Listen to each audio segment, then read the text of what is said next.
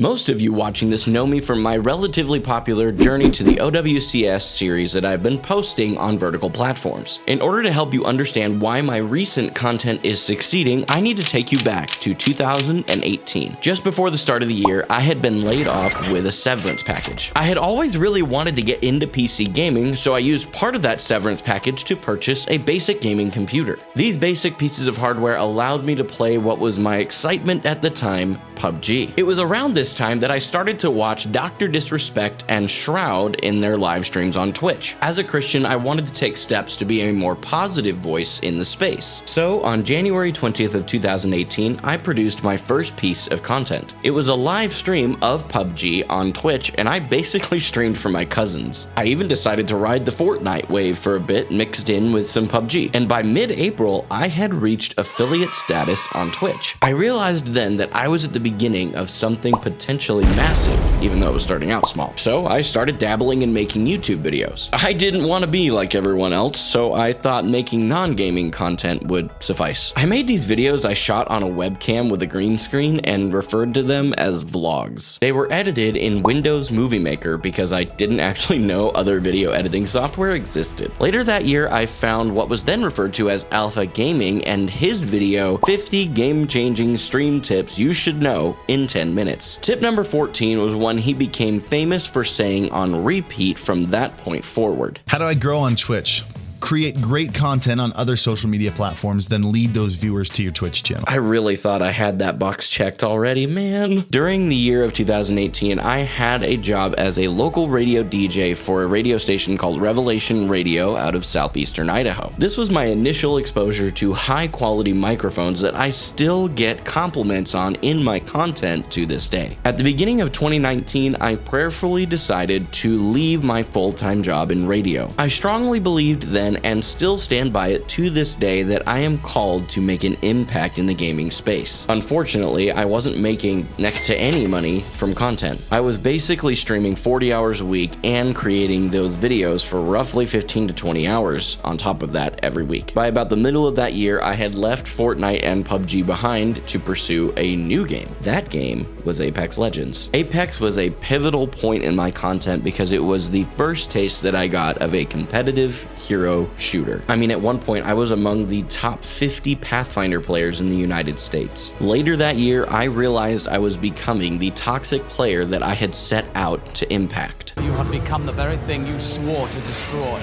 So I decided to bring an additional game that wasn't competitive to help break that competitive nature up a bit. This game was called 7 Days to Die. The game is a survival sandbox game in the same genre as Minecraft, but much more realistic and set in a zombie apocalypse. Now we get to the beginning of 2021, where I'm starting to have a bit of an identity crisis. I started to develop a strong love for photography and started to enjoy content creators like Peter McKinnon and Maddie Hapoya. I rebranded my entire online presence to Bearden for Hope and moved away from live streaming and towards video content creation. This video content was no longer centered around gaming, but photography. It took me until May of 2021 to realize that I had made a mistake. I left behind the one thing that I truly believe with every fiber of my being is something I am called and designed to do well. That is to impact gamers with the hope that lies in the gospel of Jesus Christ. When I came back to gaming content creation, I decided to keep the video focus and live stream as a secondary form of content. Like most recent gaming creators, I started by making Let's Play content, but for me, it was in a game that we referred to earlier called 7 Days to Die. While Let's Play content itself doesn't typically work anymore, this taught me how to use that better video editor at the time. Coupled with the video content, I was continuing to live stream a couple times a week, and it was a combination of 7 Days to Die and Apex Legends still. By October of 2021, I had posted my first YouTube short and TikTok. It was an old stream clip from that 2018 era of PUBG that I referenced earlier, and I started to see the power of vertical videos. To wrap up that year strong, I married my now wife, Rachel, on December 26th, and as a bonus, I became a father at the same time of my son, Arthur. She wanted to be a stay-at-home mom and homemaker, and I had a heart desire to be back as a full-time creator. We paid off all of our consumer debt, and had a 6-month emergency fund. This, combined with me driving rideshare part-time, allowed us to pursue what we actually wanted to. It was about this time that I started to have a strong distaste for Apex Legends. The competitive structure had moved away from a fight focus and more towards a camping focus until the very end, when all the remaining teams were in this very tight circle, just shooting and praying you were the last one alive. I then realized as I was down to 7 Days to Die content that the Let's Play content wasn't working, but I hadn't yet realized it was the Let's Play part of it that was the problem. Continuing down the Let's Play path, I decided to just add Ark Survival to the mix. It was my first time playing through Ark ever, and I figured just that in and of itself, with as old as the game was at the time, would bring extra people in. After that didn't work, I walked it back and started creating challenge videos in 7 Days to Die. My first attempt at one of those received 10 times the video views that any of my previous Let's Play videos had. I also randomly found myself getting the itch to play a competitive hero shooter again. After trying Apex Legends again, I found that the game was still in the god-awful place that I had left it. So I started to branch out and ultimately ended up trying Overwatch 2. Obviously, we know how that worked out, but there's more details to share that you probably don't know. My initial placements were in Season 1, and I placed Bronze 5 on both damage and support. It wouldn't be until Season 2 that I would place in Silver 4 on tank. Now getting to the beginning of 2023,